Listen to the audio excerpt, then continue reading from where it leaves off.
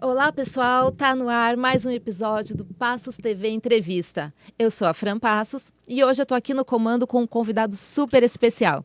Mas antes de apresentar ele para vocês, eu quero explicar aqui que o meu querido amigo Manuel Alves não está aqui hoje na bancada, mas ele está aqui nos bastidores acompanhando tudo, manda um beijo para vocês.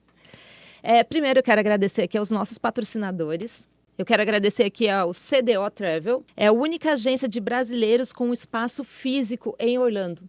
Lá eles cuidam de tudo para você, tem roteiro, parques, ingressos, hotéis, tudo que você precisa, eles te dão todo o suporte lá em Orlando. Já são mais de 1.500 famílias atendidas. Então, se você sonha em viver a magia de Orlando, com segurança, tranquilidade, vai de CDO Travel. Também quero agradecer aqui a Compre Barato Utilidades Domésticas, a empresa que acompanha a gente, que acredita aqui no nosso trabalho. Lá você tem pratos, copos, xícaras, é uma loja na Shopee. E para quem gosta aí de Shopee, você compra na Shopee? Minha esposa compra mais. Compra? Então tem cupom de desconto, viu? É só entrar lá na Shopee, na loja da Compre Barato, manda uma mensagem para eles dizendo que você assistiu aqui no nosso programa, que eles vão liberar um cupom de desconto para você, tá bom? E vamos lá, hoje o nosso convidado, né, é um nome mais que especial aqui no esporte. Ele é de São Bernardo do Campo, já competiu nas maiores rampas do mundo, foi destaque no X Games, na Mega Rampa e é conhecido internacionalmente como Doug Fresh. É Doug isso? Fresh. Ele é determinado, talentoso, inspira muita gente e ainda usa o talento dele para espalhar a mensagem de fé e esperança por onde passa. Com vocês, Douglas Oliveira, o Doguete. Seja muito bem-vindo. E aí, Fran, tudo bem? Obrigado aí a todos pela oportunidade de estar aqui com vocês. Foi um convite legal, eu já te conhecia você há muito tempo, já também conheci você há muito tempo aí. Então, para mim é um prazer estar podendo aqui somar nesse podcast e poder compartilhar mais da trajetória, onde estou, o que estou fazendo, o que são as mudanças da minha vida e quem sabe a gente pode ajudar mais pessoas, jovens, atletas a conquistar e continuar lutando pelo sonho que não é fácil no Brasil, mas é possível para quem tem fé. É isso mesmo. E aí a gente vai começar conversando um pouquinho aí sobre como foi o começo seu no esporte, né? É um esporte assim que a gente não via muito, né? Ele entrou para Olimpíadas há pouco tempo, Sim, né? 2 Olimpíadas atrás. Exatamente. Conta um pouquinho pra gente aí como é que você iniciou no esporte. Eu sempre amei esporte. Então, assim, eu gostava de pular em terraço pra dar mortal. Eu gostava de andar de skate, eu gostava de jogar futebol. Então, antes do esporte radical, eu joguei bastante futebol, né? E aí eu morei em Minas Gerais dos 10 aos 13 anos. E quando eu voltei pra São Paulo, não tinha mais campo. E eu, não sei, eu comecei a ver uns carinhas andando de skate, comecei a andar de skate. E aí, do nada, eu tenho um amigo da escola e meu primo andava de BMX. Então, meu primo andava lá no chão com as bikezinhas freestyle. E aí eu vi, legal, peguei a bike do meu irmão maior, troquei para uma Aro 20, sem pedir permissão pro meu irmão. E aí eu comecei a andar com meu primo, na escola tinha uns amigos que já andavam, e aí começamos a andar. E aí eles me apresentaram pro PlayStation, que tinha um jogo do Matt Hoffman e do Dave Mirra. Que quando você passava uma fase, você liberava vídeos. E aí eu comecei a ver os vídeos dos caras fazendo manobra, e eu falei, cara, que maluco isso aí, eu quero isso aí, cara. E aí foi quando que a gente começou a jogar e destravar os vídeos e eu comecei a ver e queria aprender. Só que na minha roda eu era o piorzinho, né? Sempre era mais lento. E aí eu fui treinando na rua, nas lombadas, fazia um monte de terra na frente de casa. E foi indo, até a hora que eu conheci uma pista maior lá no Cerro Rosa da China, ali na Junta. E tinha uns caras que já mandavam TUI, mortal. Aí eu falava, caraca, que isso? Eu tinha 15 para 16 anos. Comecei tarde no esporte já. E aí foi quando não deu. Aí me apaixonei, aí comecei a conhecer uma galera, comecei a me enturmar, me chamaram para ir para uns eventezinhos, e aí eu comecei a gostar do esporte, e desde aquele dia, cara, eu lembro que, cara, é o que eu gosto. Eu até tinha uns problemas que eu matava a aula de sexta-feira para ir na bicicleta, mas minha mãe me perdoou por isso aí, porque depois eu passei de ano. Mas assim começou a história. E você vinha na pista aqui de São Bernardo treinar? Essa pista, quando eu conheci São Bernardo, eu morava em São Mateus, no Parque São Rafael. Então era mais ou menos 1h30 pedalando, todo dia. Então eu vim conhecer São Bernardo, tanto que no dia de São Bernardo tava lotado na inauguração. Tinha que levantar as bicicletas, que senão não passava.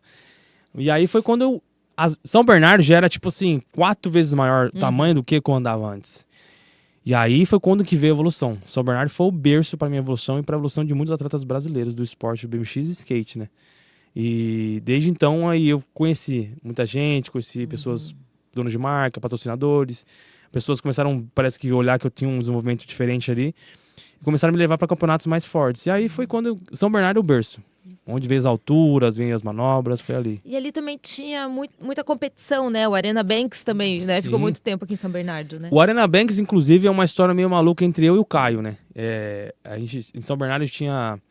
Eu já era profissional nessa época. E começou a ter muita competição. E o Arena Banks surgiu porque existia uma rincha entre eu e esse atleta, o Caio. O Caio Rabisco? O Caio Rabisco, Conheço. Só que era algo assim... O garoto cresceu comigo, cara. A gente era amigo, cresceu comigo, eu dava peça pra ele. No campeonato ele pegava minhas premiação. Ele andava na minha bicicleta, eu pagava lanche pra ele. Só que aí chegou uma época que ele... Não sei o que deu nele na cabeça, que ele virou louco. Começou a subir pra cabeça, eu não sei.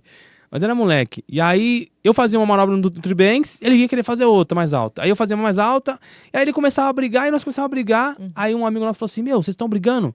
Desce os dois aí no bowl aí, só sai um só. Vamos brigar na pista. É um Arena Banks. Aí virou o campeonato. Arena Banks, que entra dois e sai um. E hoje é o campeonato aí que mais bomba aí do BMX no Brasil. Bacana, né? Eu acompanhei alguns Arena Banks aí, né? E eu e o Caio hoje nós somos irmãos, tá? Só pra deixar. Crescemos, outra vibe, nós somos irmãos. O Caio tá lá na China, a gente se ajuda, a gente anda de bike junto. Então hoje em dia. Inclusive, tô esperando o Caio aqui também, aí, né? Pra dar uma entrevista aqui pra gente. Vai, pega um avião no Xinchon pra achar. Tá falando chinês lá. Você sabe que tem uma história bacana do Caio, que ele também foi um dos precursores para trazer um centro de BMX aqui para São Bernardo, né? Sim. Eu e o Caio, na real, a gente teve essa luta, né? O centro de treinamento lá de São Bernardo, o CT, tinha já antigamente, na época do Reginaldo, Pedro, o Helder Zucatelli. Então eles já tinham uma escolinha, Juca Favela, que é das antigas também. E aí morreu essa ideia. E aí eu e o Caio, porque a gente ia pra fora do Brasil pra treinar, a gente gastava muito dinheiro. Ia pro Woodward Camp, que é o maior centro de treinamento de esportes radical do mundo. Só que voltava pro Brasil e não tinha onde treinar. Então a gente falou assim, cara, se a gente não fizer um centro de treinamento, a gente não tem mais geração, a gente não tem mais molecada nova andando. Então a gente a gente percebeu que tava faltando um apoio. Foi quando que a gente teve essa ideia de projetar esse projeto para São Bernardo. Uma luta de pelo menos uns 10 anos, eu acho, para conseguir o espaço, para montar uma história. E aí, graças a Deus, o secretário que teve lá, o Alex, ele abraçou a ideia e a gente montou nosso centro de treinamento aqui em São Paulo. Foi em 2018, Sim, né? Sim, cara. Nossa. Não, inclusive, eu acompanhei a parte do centro de treinamento, né? E o que foi muito legal, assim, é que a gente viu os atletas pegando na massa mesmo, né? Eu fui lá várias vezes quando estavam montando o centro de treinamento. Tinha o pessoal da prefeitura trabalhando, tinha os atletas, você, o Caio, tava todo mundo lá ajudando mesmo, né? Pra fazer a pista. Então foi um trabalho em conjunto, né? Foi, porque era um sonho. Então a gente, nada melhor do que você pôr a mão na massa. E a gente tem um conhecimento sobre montagem de pista, ângulo. Então, nós como atletas profissionais, a gente não simplesmente pode deixar na mão de uma construtora, porque senão, às vezes, não porque eles não têm conhecimento, mas a gente sabe. Olha o grau, quando vai ser, o que tem que ser. Então, se saiu fora do eixo um pouquinho, a gente muda todo o cenário. Então, foi legal estar ali participando com a molecada, montando as rampas, carregando madeira, o processo ali, se sujando mesmo, mão na massa. E, cara, hoje, graças a Deus, assim, o Centro de São Bernardo, ele é referência, assim, latino-americano. Então, assim, América Latina, o Centro de São Bernardo é um dos maiores que tem. Então, tanto que hoje tem gente que vem pra cá. Ainda, né? Dá pra treinar com chuva, com frio, com tudo. Com certeza. Inclusive, hoje tem uma argentina que veio pra cá porque lá fora não tem na Argentina. Então, ela veio pro Brasil, tá aqui, vai passar uma temporada pra treinar. Então, a gente tem gente vindo do Chile direto, gente vindo da Colômbia, gente vindo de vários lugares do país pra vir andar com a gente aqui, porque é um centro de treinamento de reconhecimento, né? E conta um pouquinho pra gente como é que foi essa tua transição aí pro profissional. Né? Que a gente sabe a dificuldade de conseguir patrocínio, de conseguir ir nas competições e tudo, até você conseguir ranquear para ir para um profissional. Eu lembro que eu estava numa competição em Joinville, eu era amador. E aí ouviram os papinhos. Aí, vai andar na amador não, né? Papa Prêmio, vai Papa Prêmio. Eu falei, não, mas por que Papa Prêmio? Ah, porque seu nível. Eu falei, então, mas não é que o meu nível tá profissional. É que eu estou treinando. Então você tá querendo me punir porque os outros amadores não estão treinando? Não faz sentido nenhum. Eu já estava ganhando várias competições, mas não é porque eu era muito melhor que os caras. Não era, a diferença não era muito grande. Aqui eu estava treinando de verdade. Eu treinava todo dia. Você é focado assim no treino. Então, assim, enfim, me expulsaram do amador. Fui na profissional e aí foi só puxa. Perdi muitas competições, passei pra final. Foi aí quando virou uma chave. Eu falei, cara, agora eu não tô brincando mais com criança. Eu tô brincando com gente grande. Então, ou me dedico de verdade, ou não vai dar certo. Aí eu comecei a treinar de verdade. Olhar vídeos de atletas mais profissionais, manobras que eu nem imaginava fazer. E foi um trabalho duro, tanto preparo físico, mental. Então, assim, não foi só simplesmente fazer manobras. Eu tive que entrar num estado mental, de controle mental, que eu nunca tinha entrado na minha vida. Não, até para controle mental eu fico pensando assim, porque eu tive lá já no seu treinamento e tal. Gente, aquelas rampas é muito alto. É só de chegar ali perto. Quem tem medo de altura, né? No vídeo não dá pra perceber que é tão alto. alto, mas é E muito. esse menino, ele vai muito alto. Vai muito alto. E detalhe, não tem nenhuma rede lá embaixo, Sim. nada para amortecer a queda, nada. Exato. Né? Como que você trabalha isso na mente, né? Que é assim, a questão da coragem, né? E assim, a queda faz parte também do esporte, né? Como que você trabalha isso? Por exemplo, eu já caí. Eu sei que se eu fizer aqui 1 centímetro fora do que eu tenho planejado aqui, eu posso me machucar. Como que você trabalha isso na mente? Antes de começar a entender que eu precisava trabalhar minha mente, eu tive que cair muito. Então, com 18 anos eu quebrei a coluna. Eu caí do vertical de 4 metros de altura no chão sentado. Fraturei a terceira vértebra lombar e comprimi ela. Eu fraturei punho, fraturei dedo, fraturei em vários ossos pra entender que ou eu aprendo a cair e crio uma forja na minha mente, ou as coisas não dão certo. Então eu comecei... Algo que foi até engraçado, porque eu comecei eu mesmo com essa ideia de visualização. E eu não tinha conhecimento de ler nada, não falava inglês ainda. Então, assim, eu comecei um processo de visualização. Eu visualizava eu sem dor, eu visualizava eu de olho fechado mesmo, visualizava eu com confiança, eu terminando a manobra. E foi quando eu comecei a ter menos quedas. Então, eu comecei a praticar minha mente.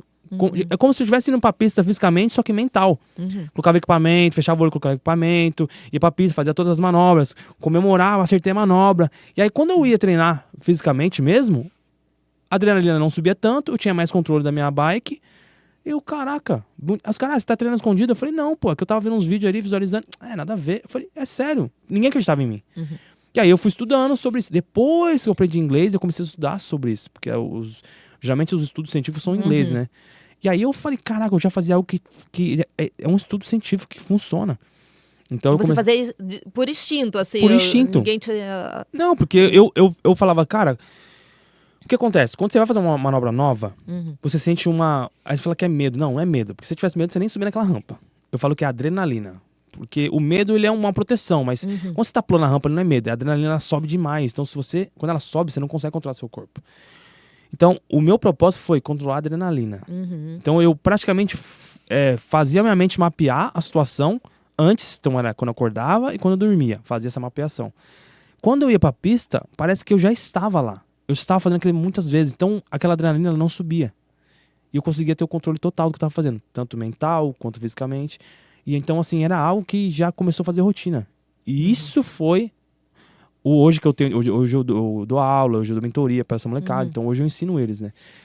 E isso ajuda eles também a ter um gatilho. Então eu tenho um gatilho, que eu lembro de uma emoção mais forte da minha vida. Isso me traz uma energia muito forte para fazer uma manobra nova, um campeonato. Então.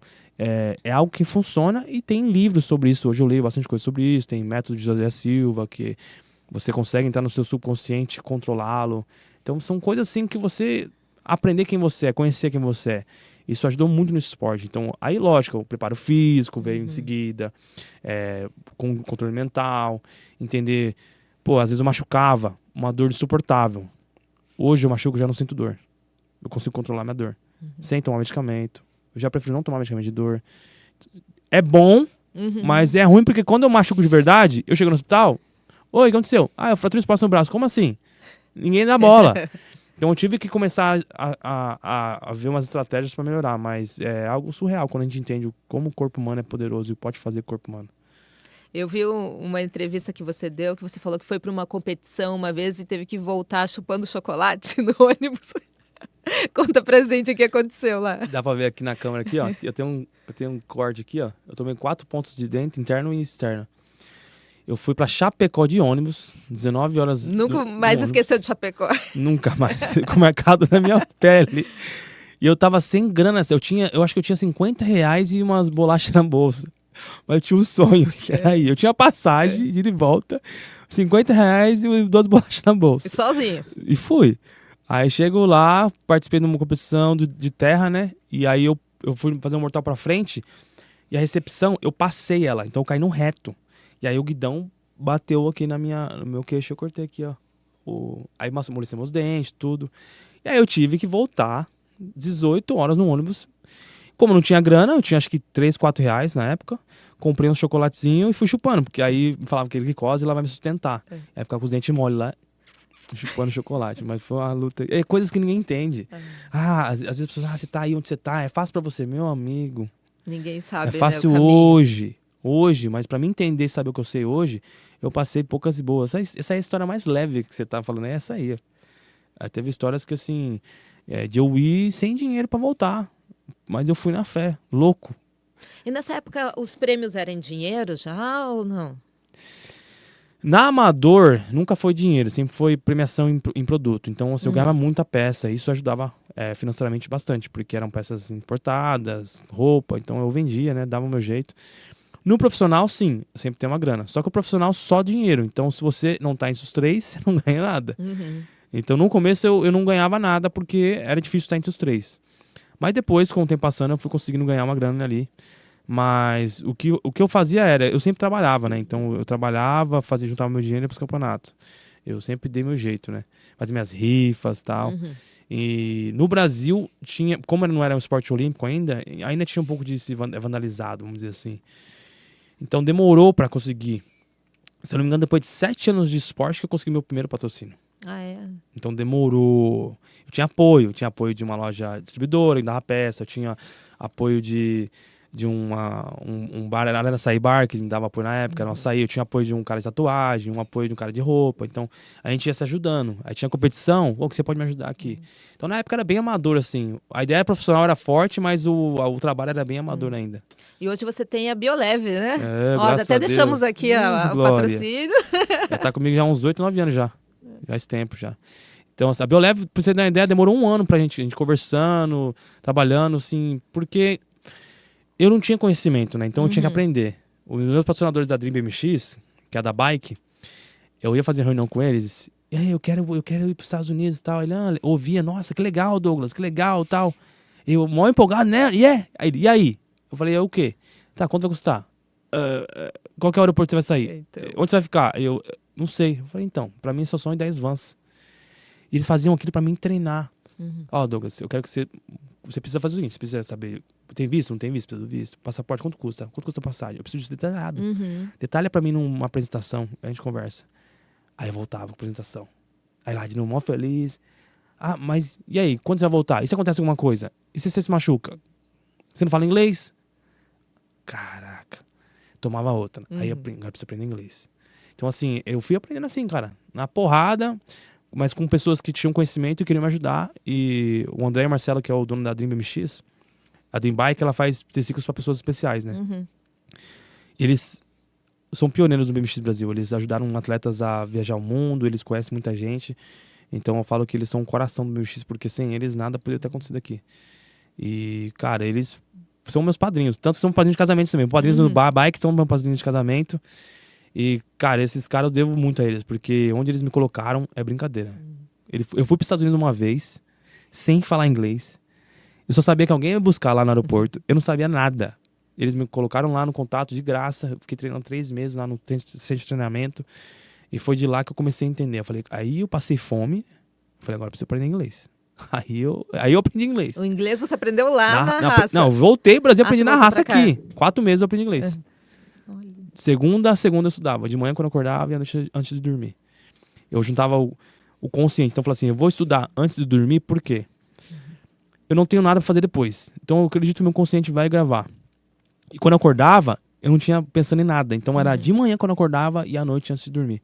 E 4 meses, cara. Aí um dia eu tava ouvindo uma música em inglês, fiz assim, ó, virou um clique. Aí eu, oxi.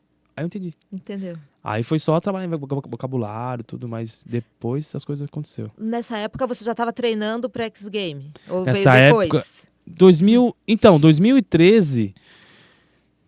Que 2011 eu fui pra Mega Rampa no Sambódromo de São Paulo. 2011, desculpa. Tá. E aí foi quando eu consegui entrar na competição, ganhei um recorde de maior altura lá. E aí, quem é esse? Esse é o Doug Fresh, esse é o Douglas. Aí fui conhecido. 2012, teve a competição da Mega Rampa no Rio de Janeiro. Só que eu já era atleta da Mega Rampa. Fui, já com mais estrutura mental, tava treinando na academia, bati o meu recorde. Gente, o recorde é assim, 6, 7 metros. 7 metros de altura, acima de uma rampa de 8,5 metros. Não, eu fico imaginando. Imagina você subir com uma bicicleta, 7 metros de altura, sem ter nada embaixo. Não. Tem a rampa, mas se errar ela, você... não tem outra coisa a ser caixão, né? Então, assim, é um esporte... Pra você que não sabe, a mega rampa é aquela que o Bob Burnquist anda, que é o Big Air do X Games, né? Aquela rampa gigante que tem os atletas brasileiros que competem. A gente tem a imagem aqui de uma mega rampa Sim, também, de uma temos competição nos Estados Unidos. Pode pôr pra gente? Que é de baixo ali. É de baixo. Essa daqui. Outra. Isso. Isso aí foi em Sydney, Austrália. Eu tinha 27 anos. E essa rampa também era... Essa é a mega rampa. Essa aí é a full time. Essa aí é onde que, se você não sair certo, você não volta pra casa, não. E o que passa na sua cabeça nesse momento, assim? É muita adrenalina. Então, o meu tempo inteiro eu tô falando comigo, pra mim, baixa adrenalina. Porque é muita velocidade. Ali é 70 por hora que já pega já. É muito rápido. Eu dou um backflip, girei o quadro da bicicleta. E aí é o quarter que é o que sobe a altura, né? E aí que se você errar... Aí que é o medo de todo atleta. É o quarterzão lá. Porque se você errar, você não tem um parâmetro de visão. Você pode cair no chão. Se você passar isso aqui, ó, você cai no chão. Não tem... Tem que ser perfeito. Não tem, assim, margem pra erro, né? Porque aí você pega a velocidade e vai pro... Aí que é onde eu subi a altura do recorde. Então você não pode cair muito pra baixo, senão você não aguenta. É muita pressão. E é muito rápido, então... E aí essa mega rampa já te deu uma visibilidade maior. Muito maior. Tanto que pra mim voltar pras rampas menores foi uma dificuldade, porque a sua percepção, ela muda, né? Aí, só que foi legal que, caraca, eu já subi de nível em rampas de altura. Então já, opa, melhorou. Essa aqui foi outra competição? Essa é X Games em Minneapolis, vertical, né? Quando eu comecei a competir vertical. Não tinha mais brasileiro competindo nessa há muitos anos. E eu consegui uma vaga, eles não sabiam que eu andava de vertical. Aí eu mostrei pra eles que eu andava e... Aí foi quando eu ganhei as oportunidades e o X Games de vertical eu corri por um tempo. Aí eu corria mega rampa, Big Air e vertical. Então tinha 2 competições. E aí era uma luta, eu andava com os 10 melhores do mundo aí, né? O único brasileiro? O único brasileiro. Do BMX era o único. E ainda não surgiu alguém pra bater esses teus recordes brasileiros, né? Não existe. Quem sabe tá lá no seu treinamento? Quem sabe, nosso sonho. O Gustavo tá pra ir pro X Games. Então, assim, o Gustavo é a sementinha aí que a gente acredita que tá levando o nome do Brasil aí, o mundo afora, né?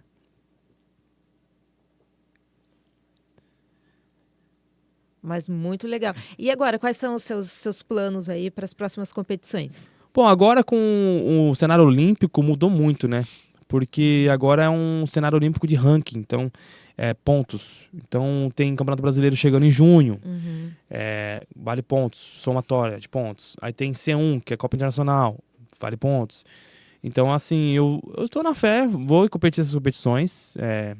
Eu falo para meus amigos, né? Eu já fiz tudo que eu queria. Já realizei todos os meus sonhos. E agora eu tô no lucro. Então o que eu puder fazer é pra edificar ali o reino e mostrar pra galera que eu tô na pegada. Então não dorme não que eu tô passando ainda. E é isso, cara. Assim, o meu propósito hoje é estar nas competições. Não só pela competição, mas em si pra dar uma força pra molecada. Porque, querendo ou não, eu percebo que hoje a molecada do esporte, elas estão um pouco perdida em relação a psicológico. Então eu tento sempre dar uma base ali emocional pra eles, tento sempre estar ali, eu tô ali orando nos bastidores. No último campeonato que teve no Brasileiro ano passado, no Paraná, muita atleta vinha chorar comigo nos bastidores. Emocionado, tá em pânico, calma, a gente conversava, orava e o moleque ia bem. Então assim, eu percebi que Deus me colocou de volta nas competições pra ser uma base não só de referência no esporte, mas uma base emocional ali, porque eu aprendi a lidar com a pressão, mas eu não posso esperar que todos aprendam de uma hora para outra. Foram anos, estou 20 anos já no esporte. Eu queria falar sobre isso também, né? Eu sei que você é uma pessoa que tem muita fé, Sim, né? muita. E eu vi você falando numa outra entrevista que teve um momento da tua carreira aí que foi um divisor de águas, né? Sim. Que foi quando você teve um acidente, né? Numa rampa e você se machucou muito e aí você teve aí uma experiência com Deus, né? Dá Sim. pra assim dizer. Conta um pouquinho pra gente como é que foi. Eu até não sei, depois você põe o vídeo, eu mandei pra você o vídeo. pra Tenho, ver. coloca. Bom, vamos lá. Eu tive um episódio, cara, que muita gente não sabe. Eu costumo falar pouco ensinamento social porque eu preciso falar até mais, eu acho. Eu falei em podcasts, mas eu preciso falar mais. Eu tive um pico de suicídio, na real, no auge da minha carreira. Porque meu sonho quando moleque era o seguinte. Eu falava assim, eu sabia que existia um criador, um Deus. Só que eu não tinha conhecimento nenhum sobre nada. Base religiosa, não tinha nada. Não foi criado em igreja, nada? Não, minha mãe era católica, mas tipo assim, nunca tive conhecimento de nada. Sabia que era Maria, que era Deus, mas Jesus, eu não sabia de nada. Era um leigo. Só que eu falava assim, eu sabia que tinha um criador. Pra mim não, não tem como nada explodir e virar tudo. Pra mim era básico, a matemática não funciona. Então assim, aí eu falava assim, Deus, deixa eu dar certo na vida pra ajudar minha família e meus amigos. Porque minha casa brigaria, meu pai e minha mãe não dava, às vezes brigava muito, meus irmãos com coisa errada. Então eu falava pra Deus, deixa eu dar certo na vida pra ajudar minha família e meus amigos. Então minha primeira oração com Deus, sincera, foi pra me ajudar minha família e meus amigos. Não foi nem pra mim. E desde então, tudo que eu falava, que eu pedia, acontecia. Só que eu não tinha noção do que eu estava falando, do que estava acontecendo. E o que eu tinha orado estava se acontecendo na minha vida. Conquistei o esporte, viajei o mundo, pedi pra Deus. Falo inglês, competi os melhores campeonatos, ganhei muito dinheiro com o esporte, andei com os melhores atletas do mundo. Fiz show com o Tony Hawk, Bob Burnquist, Sandro Dias, os ícones do skate, da bike, todos, Dave Mias, Matt Hoffman, os caras que eu vi na TV, eu conheço os caras. Então o Matt Hoffman é meu amigo. E é o cara que eu vi no videogame. Ele é o ícone do BMX mundial. E eu, caraca, mano, eu comecei a cair na real. Que eu falei, cara, que eu falava isso nos vídeos. Eu tenho um vídeo que eu gravei com o Evandro Índio, da SP Hawks, que ele perguntou pra mim assim, da onde você vai querer estar daqui 5 anos? Eu falei, eu vou estar no Mundial, no X Games, eu vou mostrar pra galera que eu tenho potencial. Mas eu não tinha tênis, dinheiro, não falava nem português direito. Minha bike era velha. Só que, eu já projetava Já isso. tinha essa visão. 5 anos depois, literalmente, eu estava no Mundial de Londres. Fiquei em terceiro. 5 anos depois, eu estava no X Games. Então, tipo assim, aí eu comecei a cair na real. Conquistei tudo, ajudei minha família financeiramente, meus amigos, às vezes pagava passagem pra um amigo pra fora comigo, comprava bike pro outro. Então, assim, eu sempre fiz o que eu orei lá atrás. Só que aí chegou um tempo que eu percebi o seguinte, que eu tava infeliz. Aí eu falei, conquistei tudo que eu queria em vão. Aí eu falei, nossa, aí veio... eu caí na real, falei, tudo que eu fiz foi em vão. E aí foi quando eu vi que o esporte em si não era propósito. E aí foi quando que eu tive esse pico de... Aí eu ouvi alguém falando no meu ouvido, falou, se mata, acaba sua vida, acabou seu problema. Aí eu tentei, mas assim, com a minha moto, mas antes de eu tentar jogar minha moto no rio, eu ouvi uma voz, falou, você não quer se matar? Aí eu parei minha moto, comecei a chorar, e eu ouvi aquela voz e falei assim, você não tem tudo que você sempre quis? A conta tá cheia, tá ajudando seus amigos, sua família, o que tá faltando? Foi aí que eu caí na real. Eu falei, mano, tem alguma coisa espiritual me controlando. E aí, eu sempre fui radical. Eu sempre fui busca, mano. Enquanto eu não entender, eu não parava. Era uma luta sem fim. Manobra, enquanto eu não entendia como é que faz o guidão, como é que gira, como é que pega pra aperfeiçoar, eu não paro. Eu falei, cara, tem alguma coisa aqui. E eu não acreditava nisso. Por quê? Me prometiam, falavam tanto, você vai ganhar patrocínio, você vai ser não sei quem. E eu falava, tá bom. E ninguém nunca me dava nada. As pessoas falavam e não me ajudavam com nada. Tipo assim, é igual a Bíblia fala sobre a fé, a obra é morta. Se eu falar pro amigo, tá com frio? Deus vai te dar uma blusa. Não, tira a sua blusa e dá pro cara. Você tá com fome? Dá um pão pra ele. Sem a obra é morta. Então os caras só falavam de fé, mas ninguém me ajudava com nada. E aí foi a minha busca, cara. Foram 8 anos buscando esse espiritual, quem que é? Qual que é essa parada? Quem que é esse Preencher Deus? esse vazio, né? Eu falei, cara, eu não posso. Só que aí eu continuei. Só que eu continuei com a bike e buscando. Então eu conheci sobre espiritismo, eu sei um pouco sobre mormonismo, eu sei um pouco sobre o Alcorão, sobre Maomé. Então assim, eu fui estudando. E aí nada me completava. Aí cheguei na Bíblia. Que meu irmão era religioso, só que meu irmão era religioso maluco. Então, falava, você é louco, eu xingava os caras, você é louco, tá dando dinheiro pra igreja. Eu xingava meu irmão, falava um monte pra ele, mano, esse cara é louco, olha esses caras aí. Porque eu não tinha referência de alguém assim, era o meu irmão. Só que eu ficava bitolado, porque eu escutava coisas. E aí, cara, 8 anos depois eu estava no Texas, já estava tendo conhecimento das coisas do reino através da palavra da Bíblia. Mas ainda um pé lá nas minhas coisas errada, mudava ou não mudava. Sempre tive minha essência, minha pessoa, sempre ajudei as pessoas, sempre fiz o bem o máximo que eu podia. E aí eu tive esse acidente lá no Texas, na maior feira que tem no Texas, mais de 1 milhão de pessoas. Eu tirei meu visto de atleta, gastei R$20 mil, fui pra lá, e esses R$20 eu ia fazer brincando, assim, 20 dias eu ia fazer esses R$20. Um dia antes eu fui fazer uma manobra, que era uma rampa aqui e outra aqui fora, e não tinha o teto na rampa. Eu tinha que pular aqui, de ponta cabeça, e cair aqui. O cara me passou como é que fazia. Antes de eu descer a rampa, eu ouvi uma voz de novo. Não faz. Aquela mesma voz que lá falou que eu não queria me matar. Não vai. Aí eu falei, não. Eu achava que era eu, meu consciente, minha intuição. Eu falei, não, eu sei fazer, ué. É só ir fazer. Aí eu fui pra descer a rampa de novo, falou assim, não vai. Eu falei, não, mas como não? Eu sou profissional. Eu sei o que eu tô fazendo. Aí falou assim, ó. Se você for, suas escolhas, suas consequências. Desci. Quando eu subi na rampa que eu dei um mortal, eu não vi mais nada. Apagou. Eu falei, Deus, me segura. Eu caí de acho que uns 4 metros de altura de costa no chão. Aí já não se mexia mais nada. E aí eu fiquei desesperado, porque eu tava sem grana, só tinha meu visto, eu achei que ia fazer meu dinheiro de volta. Não mexia as pernas, não mexia os braços, tava travado, coluna travada, dor insuportável. Nunca senti uma dor tão insuportável na minha vida. Me levaram pra um hotel e eu desesperado. Longe de casa, de família, de todo mundo, né? E não podia ir pro hospital, porque não tinha dinheiro. Quer ir pro hospital? Não tinha plano de saúde? Não tinha nada. Porque foi uma época que eu gastei muito dinheiro pra investir no meu visto. Então eu fui, tipo assim, acho que foi o único ano que eu fui sem o meu seguro de viagem. Eu falei, não chama a ambulância, porque eu sei que a ambulância é R$1.000, $1.000 só pra lá ir te buscar. Fui pro hotel, pro Airbnb, e esse dia, cara, ninguém me ajudou. Os caras viram sofrendo, me rastejando, ninguém me ajudou. Eu falei, mano, não é possível que esses caras estão vendo morrendo, não querem me ajudar. E aí eu comecei a entender. Minhas escolhas, suas consequências. Suas escolhas, suas consequências. Resumindo, naquela noite eu sabia que se eu não tivesse uma cura divina ali, pra mim já era. Porque a dor do esporte, quando você cai hoje, amanhã ela duplica. Ela dobra. Então o que eu tava sentindo hoje, amanhã, ia dobrar aquela dor. E no desespero, no meu quarto, eu comecei a chorar e clamei a Deus. Falei, Senhor, é o seguinte.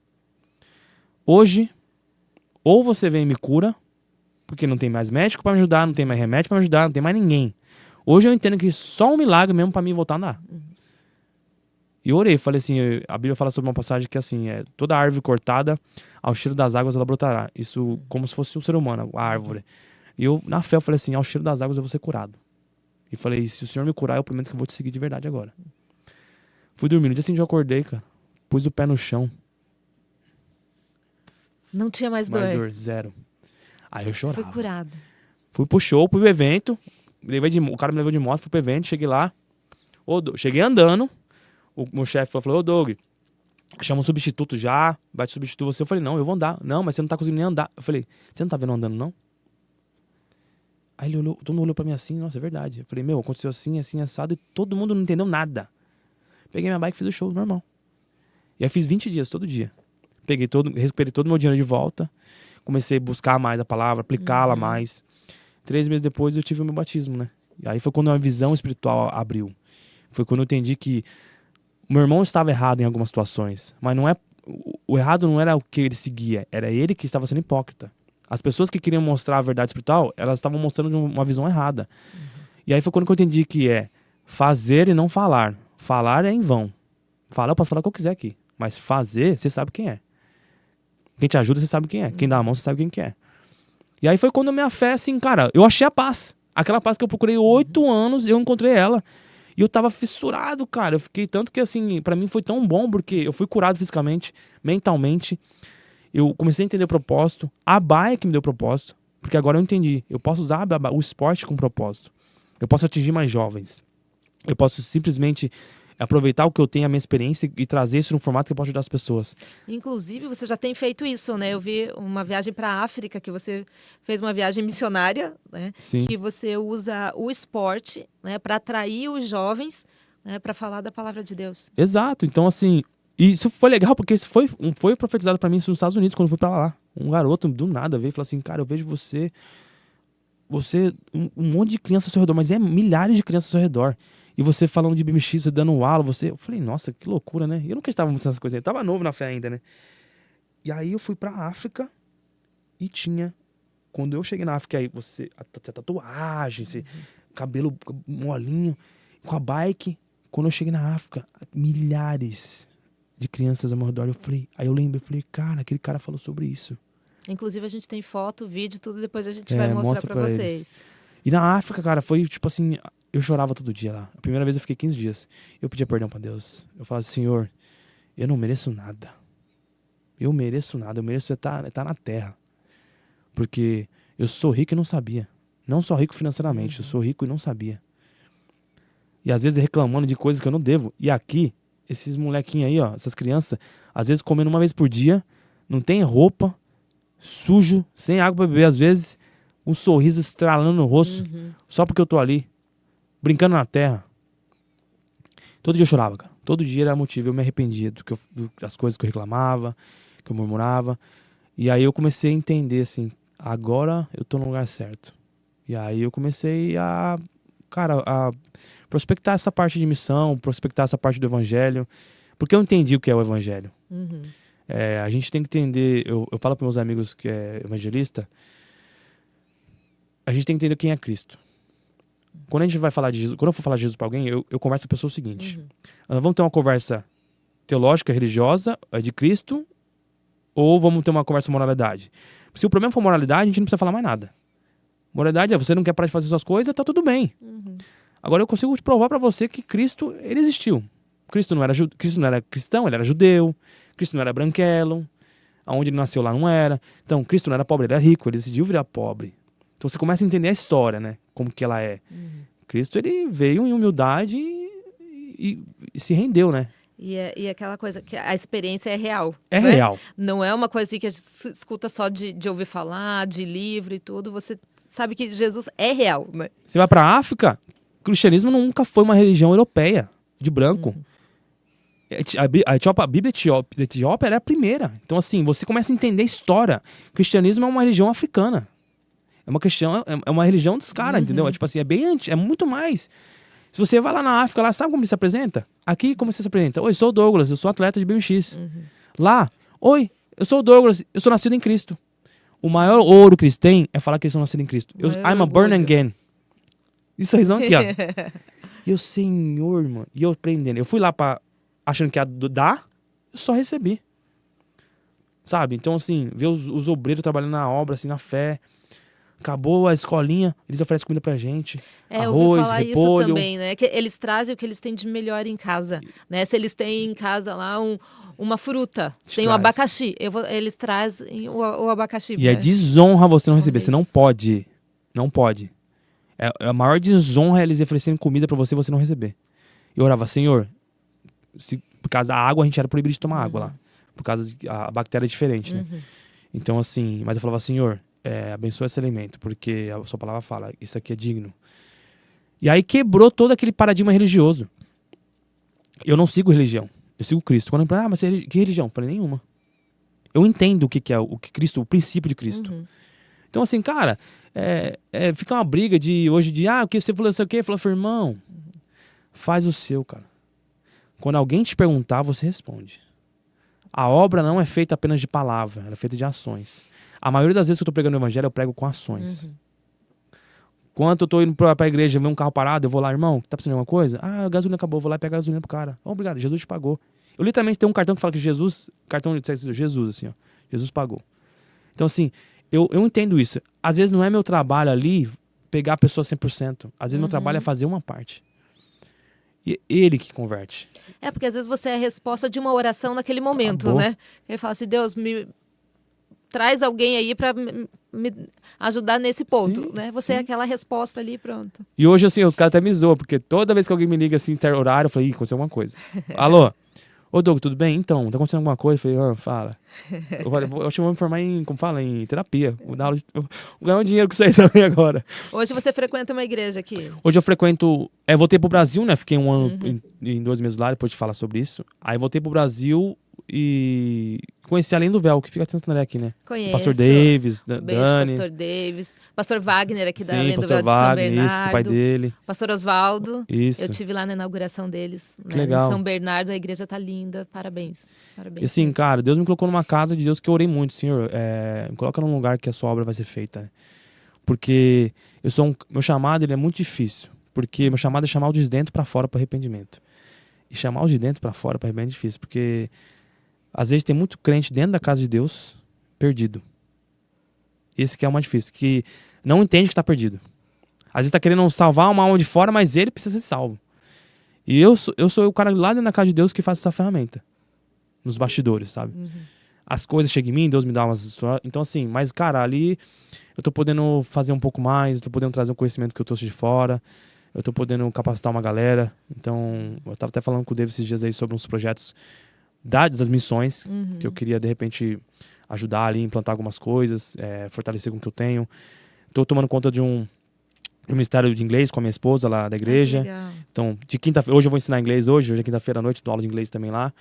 Então, tô arrumando professor, a gente tá crescendo no propósito de ampliar, de trazer conhecimento pra galera, sabe? Então, cara, é isso, sabe? Eu vejo assim, a Bíblia fala que Deus deu um dom específico para cada um, que esse dom seja usado para ajudar os outros, para que sejamos grandes administradores da multiforme graça de Deus. Então, se Deus te deu um dom de ser engenheiro, seja engenheiro para obra de Deus. Se Deus te deu um dom para ser médico, artista, atleta, seja pedreiro, cara, faça para obra de Deus. Deus vai sempre colocar alguém na sua vida para você fazer a sua obra. Não, e é assim, mesmo que você você sabe que tem o dom para aquilo, né? Eu tenho o dom aqui pro jornalismo, por Sim. exemplo. Enquanto você não tá completo com a obra de Deus, para tá faltando alguma coisa, Tá né? faltando. Tá faltando. Tá faltando. Tem que ser o completo, né? Porque você acorda amanhã e aí? Vai dormir aí? Se eu não acordar amanhã, o que eu vou fazer? Você fala, caraca, mano, se eu morrer amanhã acabou tudo. Não tem propósito nenhum. Exatamente. Então pra mim é claro, mas tipo assim, pra mim é claro de um jeito assim que quando eu tive a revelação, eu falei, caraca, cara, o que adianta eu estar nervoso? Eu não fico nervoso, ansiedade, essas coisas. Por quê? Porque se eu morrer amanhã acabou tudo. Na Bíblia fala que é melhor estar num velório do que um lugar onde nasce uma criança. Porque nesse mundo de iniquidade que tá é louco. Então, tipo assim, você começa a ficar na real, fala, Senhor, é muito louco. Então, sabe o que eu faço? Eu durmo. Eu acordo e falo assim, ó, tô aqui de novo, vamos embora. Mais um dia. Mais uma oportunidade, né? É isso. Então, assim, eu acho que o dom do esporte é muito bom porque, por exemplo, África, tatuagem, vixi. Quando eu chego com manga longa. Uhum. Pra conhecer a galera, eu respeito a cultura. Eu não posso respeitar a cultura. Biblicamente falando, eu tenho que respeitar a cultura. Sim, sim.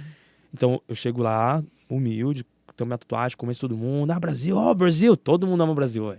O Brasil É um país abençoado, né? Qualquer lugar do mundo você fala que é brasileiro. E aí eu vou conhecendo, né? Quando eu tiro isso aqui, aí já o povo já me olha um pouco estranho. Não, tatuagem, tal, mas tatuagem, aquele papo, tatuagem é pecado? Eu falei, não, isso aí é uma cultura diferente. Lá na época tinha uma cultura, paganismo, não tem nada a ver com o que tem hoje. Porque o mesmo versículo que fala da tatuagem, fala que você não pode raspar toda a cabeça, fala que você não pode usar 2 materiais de roupa. Então, vamos parar de olhar pro pecado e olhar pra Jesus Cristo? Então, assim, a mensagem é essa que eu levo pra lá. Então, tem que tomar cuidado com isso, sabe? Mas, cara, é lindo ver. E aí já fui 3 vezes já pra lá com essa organização. Em agosto estou indo de novo. Quero levar alguma galerinha da Lei do Véu pra mostrar a experiência. Eu quero trazer isso pro Brasil, esse conhecimento. Quero trazer essa perspectiva da vida, do evangelho. E o esporte, cara, é algo que já eu me aposento, eu falo pra galera. Então, meu maior sonho é poder ver a molecada, ver o Gustavo, a Duda, ver a molecada, o Caio se dando bem, tá lá na China, ver o outro indo pra França. Porque eu sei que ali foi plantada uma semente que a gente deixou lá atrás, sabe? Tão em boas mãos. Não vai mais a gente parar e o esporte morrer. Eu creio que eu estando ali no meio da galera nos treinos, é o que eu te falei, eles me chamam ali, eu sou o terapeuta da galera. Então, eu passo uma visão de verdadeira. Eu não sou falso, quando tem que falar, eu falo a verdade, tenho o meu jeito de falar. mas eu não minto pra eles, eu falo a verdade. Então, eu acho que é isso que me traz a confiança da galera, né? Poder somar no que eu posso ali. Mas mesmo acho que depois que você parar de competir, você vai continuar ali nos bastidores, Sim, né? sempre, sempre. Dando apoio pra Quem sabe não galera. vir um treinador do time brasileiro aí pra Olimpíada. Ó. Como é que estão os nossos atletas pra Olimpíada? Cara, assim, masculino a gente tem ali tá agora pra pontuação. Tem o Gustavo Batista, o Bala Louca. Tem o Cauã Madonna. Tem o Felipe Maneirinho. O Cauã Madonna tá em Amparo agora, morando lá, treinando. O Felipe Maneirinho é de Fortaleza, mas vem pra São Bernardo treinar direto. A Eduarda, da feminina. Tem a Carolis também. Olha, o Brasil tem um diferencial que é o nosso estilo de andar. É diferenciado. Nós não somos quadrados. Então nós pulamos pra lá, pra cá. É bonito ver os atletas brasileiros andar. O Gustavo, cara, ele ficou em sexto e foi luta. E do jeito que ele andava, distraído. O Gustavo tá crescendo o arsenal de manobra dele. Eu creio que, assim, o Gustavo tem uma chance boa de pegar pódio. Porque o estilo dele é único. Tipo, não é um lugar que ele vai e o cara vai fazer tudo que ele faz. Não, ele tem coisas que só ele faz. Em todo o BMX mundial. Então esse é o diferencial que eles estão buscando na Olimpíada. Agora vai muito o quê? No investimento, né? Porque a gente sempre... Então... É luta de investimento, sabe? É uma luta. Mas o Gustavo, graças a Deus, tá amparado pela federação, tem os patrocínios privados dele, porque agora ele, depois da Olimpíada que teve, ele ganhou um reconhecimento maior, então vai dar uma força muito boa. Inclusive, eu até tava conversando com ele esses dias sobre controle mental, que eu falei com vocês mais cedo. A Duda, eu falei pra ela começar a fazer visualização. Eles precisam começar a fazer isso pra preparar para o que vem aí, né? Porque tem lesão, tem porrada, treinamento. Então a Duda, eu conheço ela desde os 13, ela é pequenininha. Então quando ela tá querendo fazer uma manobra, ai, Doug, não sei o que, eu falei, vai. Ah, tá esperando o quê? Ela confia em mim, ela vai acertar a manobra. Então eu falei, se você não confia em você às vezes, confia em mim, que eu tô te falando a verdade. Se você for, você vai acertar.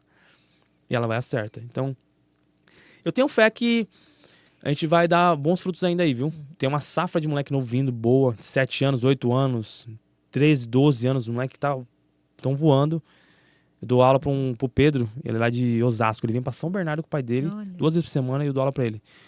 E foi um processo demorado, mas o garoto, eu vi, mas esse moleque tem talento. É uma promessa aí. Ah, pai, mas não tô fazendo. Eu falei, garoto, você tá com 13 anos fazendo o que você faz. Quando essa idade, eu não pulava nem guia, nem buraco na rua eu pulava.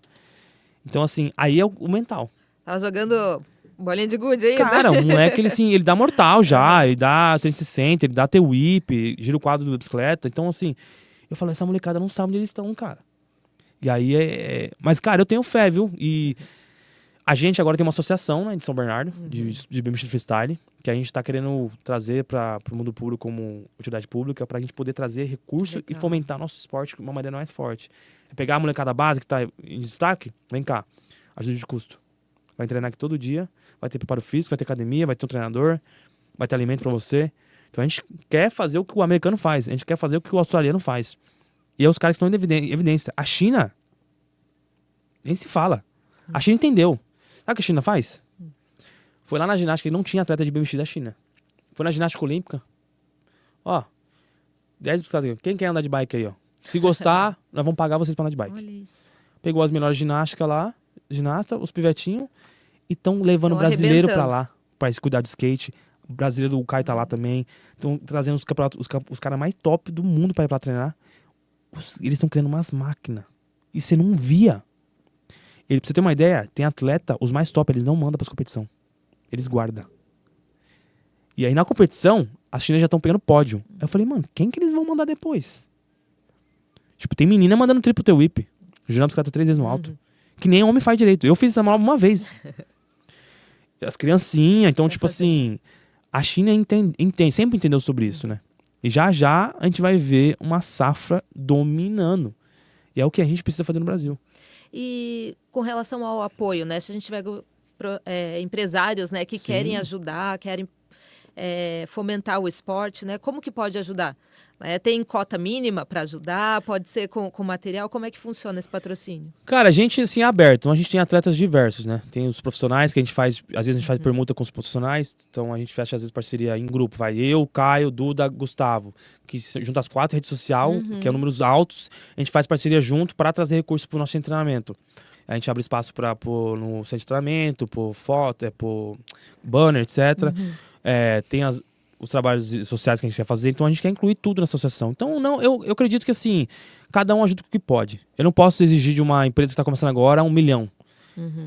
Entendeu? Então eu acredito que cada um, eu tenho um entendimento claro, que eu não posso exigir, eu tenho que cada um pode dar o que quer. E é um começo, sabe? Vocês do podcast, eu sei que vocês vão crescer muito grande, vocês vão ganhar muito dinheiro. Vocês vão estar lá no nosso centro de treinamento, lá, patrocínio oficial. Amém. Profetizo pra vocês lá. já, velho.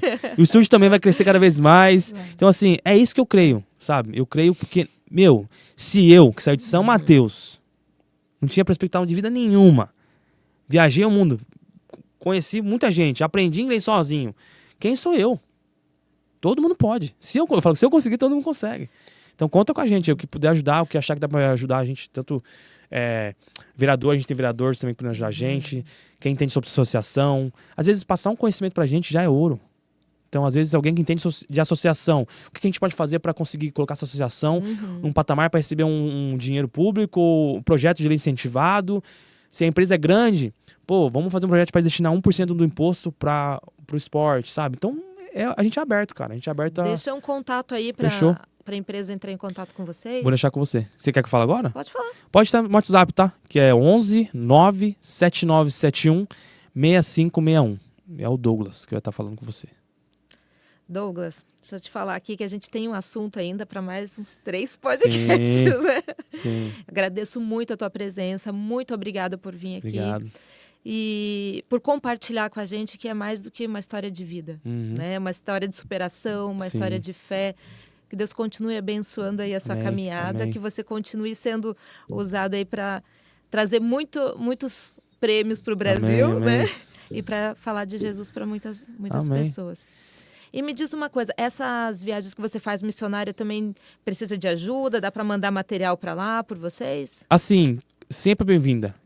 Eu quero começar esse projeto, quero levar mais gente, quero treinar os missionários, capacitá-los tanto na língua inglesa quanto no método. Então, assim, sobre recurso para levar material é um pouco difícil, porque a gente tem um problema com aeroportos, né? Sempre tem um problema de taxação.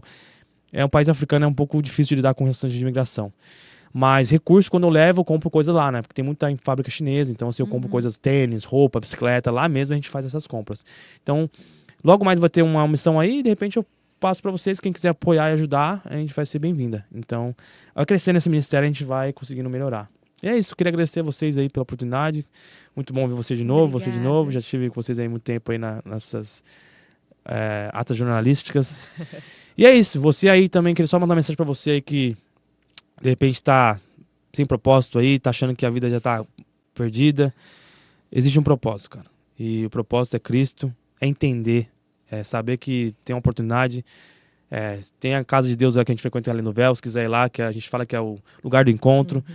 Manda mensagem para mim no Instagram, que eu vou conversar contigo. Acompanha minha história, porque você pode fazer muito pro outro. Quando você começa a ajudar as pessoas, você ganha uma alegria extra. Então, o melhor começo que eu digo pra você é começa a fazer algo por alguém. Começa a falar um oi pra alguém, um bom dia, elogiar alguém. Começa ajudando sua mãe, começa ajudando seu pai. Todo dia eu fiz o seguinte. Eu falava assim, todo dia eu vou mudar uma coisa. Porque mudar tudo de uma vez me dá loucura.